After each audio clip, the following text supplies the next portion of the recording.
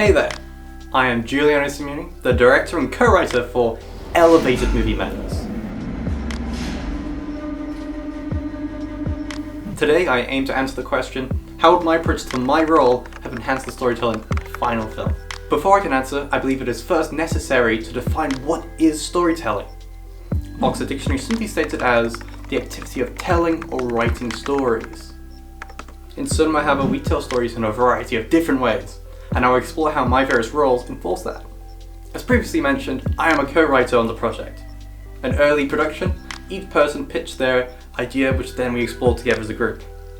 One of the ideas I proposed that generated interest was the concept of a magical elevator, which acts as a vessel that could travel between film genre worlds. I had drawn inspiration from Christopher Nolan's Inception, wherein the protagonist, Dominic Cobb, could travel between his own memories via an elevator. What excited us about this project was that we wouldn't have to commit to only one genre for our final film, but instead we could explore several. In theory, a cowboy could meet and go on an adventure with an astronaut.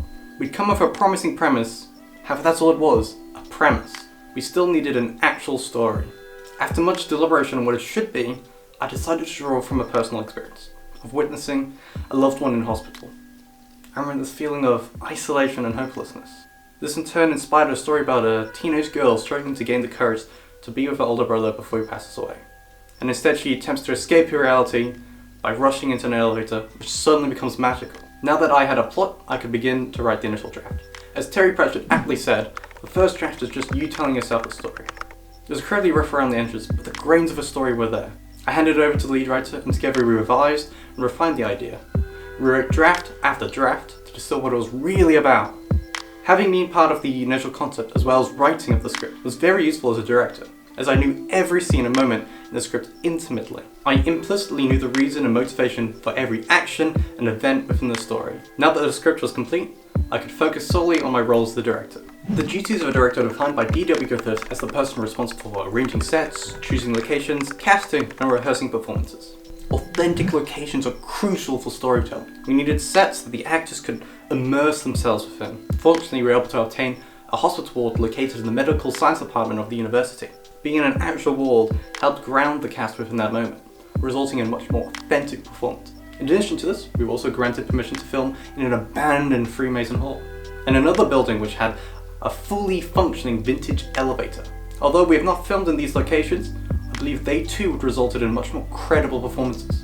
This above all was my main task, to guide and to enhance the performances of the actors in order to align their delivery and understanding with my vision of the film. The way an actor performs an action, for example, is one of the best tools for telling a story. This is why I strive for them to be as truthful and deliberate in their motivation as possible. We tackle this by frequently meeting up for rehearsals, twice a week, for several weeks in advance before the actual shoot day. The first few sessions were dedicated to just table read. This enabled the cast to get a feel of the story. This in turn allowed the writer to have feedback from all the actors in order to make the script as authentic as possible. Although we still had to make sure to strike a balance between actors' feedback and our own original vision. These table reads also enabled the cast to become more familiar with one another and to be able to be more comfortable playing off one another. We then went on to explore the superobjective of each character. Mel Gordon writes that an actor's superobjective and through action refers to his larger overriding goals and action in a play. This can be distilled by asking essentially, what does your character want? The goal can be either internal or external. John Butcher states the external goal is what a protagonist spends most of their time trying to achieve. In the instance of our film, the main character Ellie's external goal is to escape from this magical realm where she is trapped and to return back to reality via this elevator. Whereas her internal goal refers to what the protagonist wants most deeply, even more than achieving the external goals. In Ellie's case, this would be coming to terms with her brother's mortality and being there for him at the end. Earlier on in pre-production, I devised a quick storyboard and shot list of the entire film.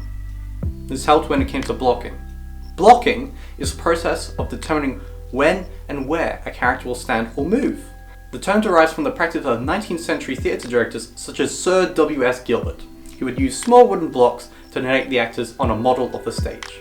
And an example of a scene which we thoroughly blocked is the hospital sequence, as it is the emotional core of our final film. We experimented with the concept of upstaging.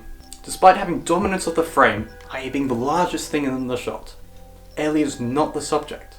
This is because we upstaged her parents. Upstaging is when you place the character with most prominence further down the stage. This draws the viewer's attention to them rather than her, as she must turn away from the audience to look at them. Another effect of this is to create depth. The audience can visually see they are far apart. Symbolically, it helps to signal that they are emotionally distant from one another. This really helped to reinforce the fact that Ellie feels completely isolated and alone, which is what drives her to run. Next, I broke the script into beats or units. A beat was first suggested by Konstantin Stanislavski as a bite-sized chunk of action. After this, I asked them about their characters, how they felt about certain actions. But now you might be asking, what is an action? Good question. An action is anything the character does, for example a movement, gesture, or speech. Then we went on to apply a motive to each action, as it is essential to have a reason for doing something. To clarify, characters pursue a simple objective. This reduced the performance to simpler, more understanding components, which helped with directing, as I could change the objective behind each action, then in turn see how it altered the actor's performance. I used this actioning technique for the auditioning of the Western characters. As the scene wasn't very long, I wanted to find a way to offer the actors as much material as possible. The way to solve this was by adding a scene from The Hateful Eight. In this scene, two cowboys encounter each other and discover they have previously met. This was useful in a variety of ways. It acted as a cold scene. They had come prepared for the scene in the script, whereas they had not seen this one before. This in turn helped me to see how well they performed prepared versus how well they performed naturally. In addition to this, it was also useful in seeing how they acted when given different objectives. For instance, I asked them to play it as if they hated each other, but had to remain civil. The result was a beautifully tense performance, which carried over once we went back to the original scene from our film. An issue that can arise on set is when the actual location is a different layout to what we've rehearsed.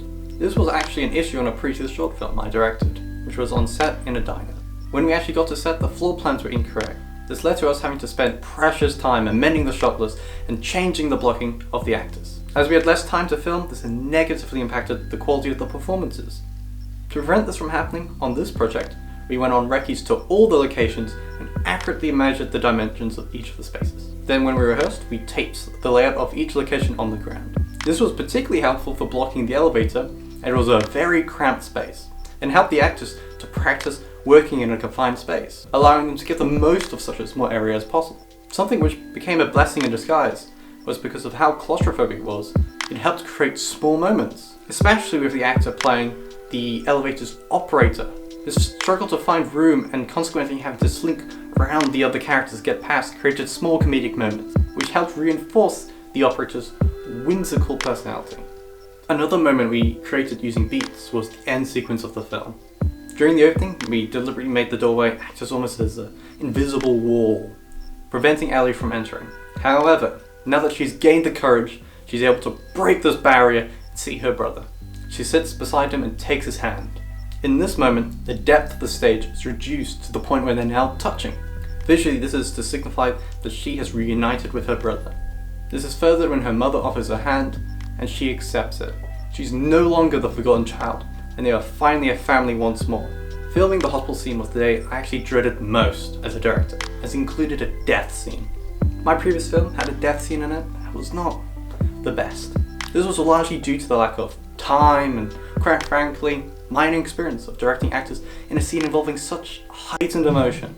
I've learned a lot since then, which greatly helped me this time around. Not only had we rehearsed it several times before, but just before we began shooting, I took the cast aside and we just talked it through. It helped set the tone for what was to come. And once we did begin shooting, I would allow a 20-second pause before I called action, so the actors didn't feel like they were being rushed, and they could play the sequence at their own pace.